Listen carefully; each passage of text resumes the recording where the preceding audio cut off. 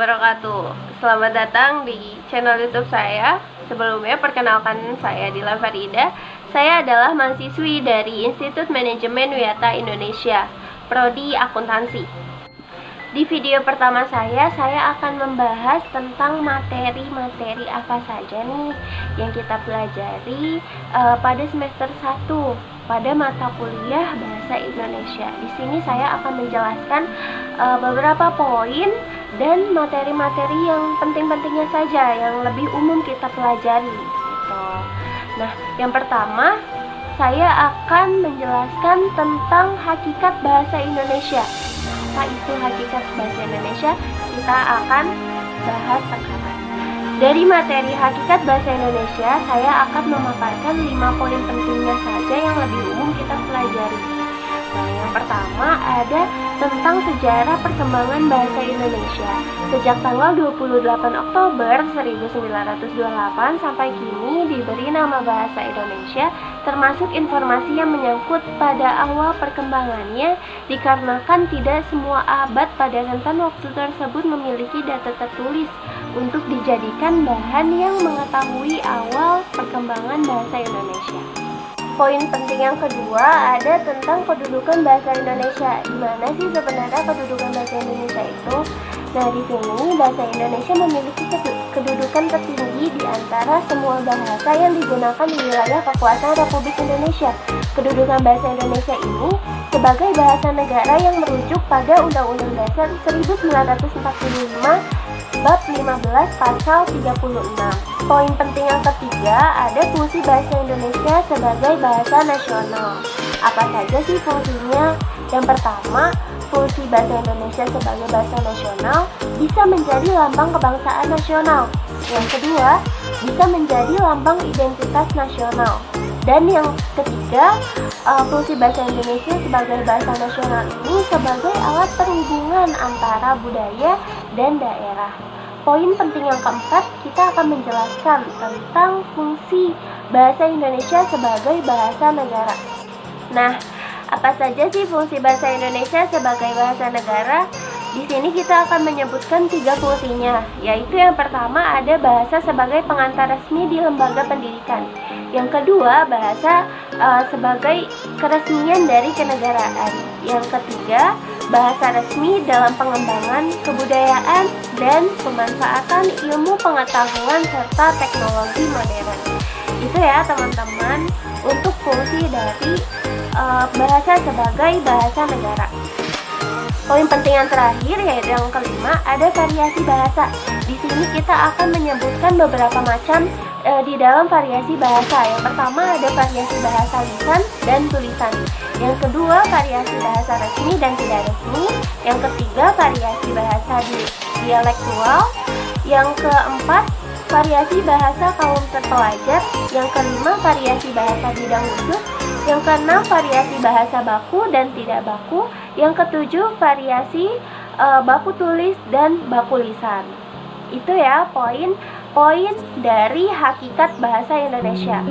Nah, materi yang selanjutnya ada tentang ejaan yang disempurnakan. Di sini saya akan menyebutkan beberapa poin pentingnya saja. Yang pertama, ada ejaan yang pernah berlaku di Indonesia. Ejaan apa saja sih yang pernah berlaku di Indonesia ini? Ejaan tersebut akan dipaparkan sepintas. Yang pertama ada ejaan Van of Wijzasar. Yang kedua ada ejaan Sowandi. Yang ketiga ejaan Melindo. Dan yang keempat ejaan bahasa Indonesia yang disempurnakan atau yang sering kita sebut dengan EYD. Poin penting yang kedua ada komponen-komponen ejaan. Nah, dalam komponen ejaan ini ada 4 hal pokok yang disajikan dalam PMR tersebut terkait dengan ejaan, yaitu yang pertama ada pemakaian huruf, ada penulisan kata, ada pemakaian tanda baca, juga ada penulisan unsur serapan. Poin penting yang ketiga ada huruf diftong. Apa sih huruf diftong itu? Nah, huruf diftong adalah gabungan dari 2 huruf yang menghasilkan bunyi rangkap. Nah, huruf diftong di sini di dalam bahasa Indonesia dilambangkan dengan ai, au, dan oi. Poin penting yang keempat ada penggunaan huruf kapital. Di sini kita akan menyebutkan beberapa cara penggunaan huruf kapital yang lebih umum. Yang pertama, huruf kapital itu dipakai sebagai huruf pertama kata pada awal kalimat. Yang kedua, huruf kapital dipakai sebagai huruf pertama petikan langsung. Yang ketiga, huruf kapital dipakai sebagai huruf pertama nama gelar, kehormatan, atau keturunan, dan lain sebagainya.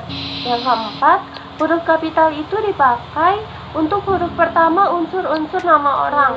Dan yang terakhir, huruf kapital dipakai sebagai huruf pertama nama bangsa, nama suku bangsa, dan bahasa. Poin penting yang terakhir, yang kelima, ada penulisan unsur serapan. Unsur serapan dalam bahasa Indonesia dapat dibagi menjadi dua kelompok besar. Yang pertama, unsur asing yang belum sepenuhnya terserap ke dalam bahasa Indonesia. Dan yang kedua, unsur asing yang penulisan dan pengungkapannya disesuaikan dengan kaidah bahasa Indonesia. Nah, materi yang selanjutnya ada kata dan istilah. Di sini saya akan memaparkan dan menjelaskan beberapa poin penting dari kata dan istilah ini. Poin penting yang pertama ada pengertian kata. Kata di sini memiliki arti deretan huruf yang diapit oleh dua spasi dan mempunyai satu arti. Nah, kata tersebut dalam bahasa Melayu dan bahasa Indonesia diambil dari bahasa Sanskerta, yaitu kata yang berarti konvensi, mazhab, cerita, atau dongeng. Namun, dalam bahasa Melayu dan bahasa Indonesia, kata ini memiliki penyempitan arti semaktis menjadi kata. Poin penting yang kedua ada dari sumber kata. Di sini kata-kata ini bersumber dari beberapa macam bahasa. Yang pertama dari bahasa Melayu, yang kedua dari bahasa daerah atau serumpun, yang ketiga dari bahasa asing, yang keempat dari bahasa Sanskerta, yang kelima dari bahasa Arab, yang keenam dari bahasa Inggris, bahasa Belanda, bahasa Portugis, dan yang terakhir dari bahasa Cina atau bahasa Latin. Poin penting yang ketiga ada pengertian istilah. Istilah di sini dapat diartikan sebagai kata atau gabungan kata yang memiliki makna khusus dan penggunaan terbatas pada ranah kegiatan atau suatu bidang keilmuan tertentu.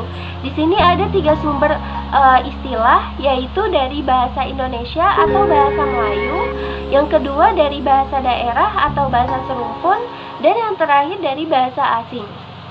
Poin penting yang keempat ada pengertian diksi. Pengertian diksi di sini adalah pilihan kata. Pilihan kata yang merupakan kegiatan untuk memilih kata secara tepat dan sesuai dalam penggunaan maksud dan tujuan kepada penyimak atau pembaca baik secara lisan maupun tulisan. Nah, poin penting yang terakhir yaitu poin yang kelima ada relasi makna. Relasi makna adalah hubungan antara makna kata yang satu dengan makna kata yang lain. Di sini ada beberapa relasi makna. Pertama ada kesinoniman, yang kedua ada kehomoniman, yang ketiga ada kepolisemian,